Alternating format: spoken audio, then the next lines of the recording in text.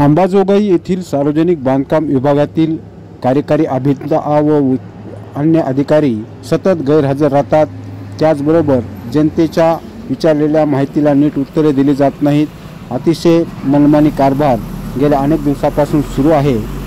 याच्यासाठी राष्ट्रवादी काँग्रेस शरद पवार गटाच्या वतीने काही दिवसापूर्वी निवेदन देण्यात आले होते। मात्र या निवेदनाचीही दखल घेतली नसल्याने राष्ट्रवादी काँग्रेस पदाधिकाऱ्यांनी आज आक्रमक पवित्रा घेत सार्वजनिक बांधकाम विभाग कार्यालय गाठले। या ठिकाणी कार्यालयात उपस्थित असलेल्या कर्मचाऱ्यांना हार घालून त्यांचे स्वागत करण्यात आले, तर गैरहजर असलेल्या अधिकाऱ्यांच्या रिकाम्या खुर्च्यांना हार घालत निषेध नोंदवण्यात आला। यावेळी माजी आमदार पृथ्वीराज साठे, देशमुख त्याचबरोबर पदाधिकारी मोठ्या संख्येने उपस्थित होते। यावेळी राष्ट्रवादी काँग्रेसच्या कार्यकर्त्यांनी आक्रमक होत अधिकाऱ्यांच्या विरोधात जोरदार घोषणाबाजी केली, तसेच जाबही विचारला। करीत असतात याद राखा, याच्यानंतर हार न घालता चपलाचे हार घालून तुमचं स्वागत करण्यात येईल। ही एक त्यांना सगळ्यांना हार घालून सत्कार करून त्यांना आपण एक सूचना देऊ आणि विनंती करू।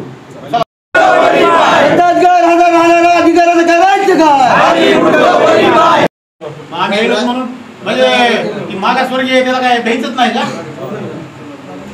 काय बोलणं जाऊ तुम्ही थंडात लागली का? काय झालं सांगा तरी नियम आम्हाला काय झालं?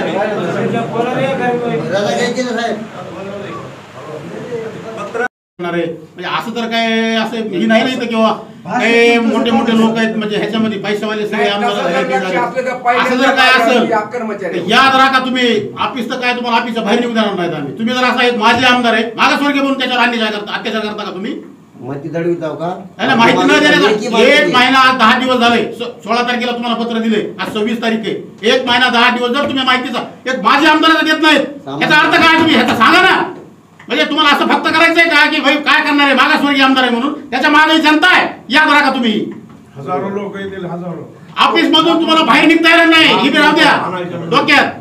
असं तुम्ही असं धरू नका की ही काय करणार आहे, एकटा नाही की लाखो लोक आहेत पाठीमाग। सत्ता येत असती, सत्ता जात असती, एवढी महाजुरीपणा जी आहे ना पहिल्यांदा आहे अंबाजोगाई तालुक्यामध्ये, कधीच नाही। आतापर्यंत सत्ता प्रत्येकाची आली गेली, आम्ही सत्तेत राहिलो, सत्तेच्या बाहेर आहेत, काही देणं घेणं नाही।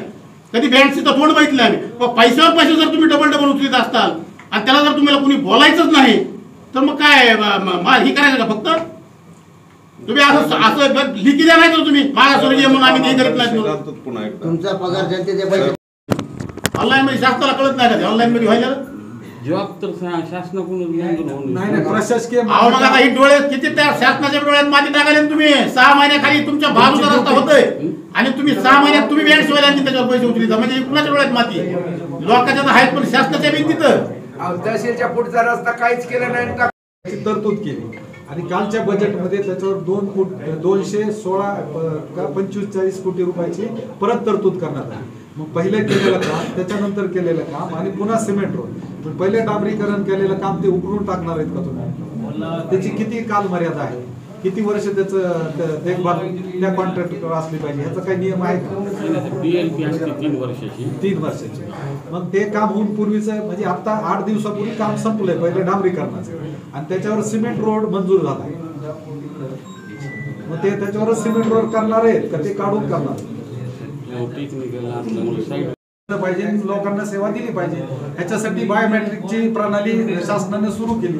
मग आपल्या इतके 10-15 वर्ष झालं बायोमेट्रिक प्रणाली सुरू होऊन आपल्या कार्यालयामध्ये का बसवली नाही?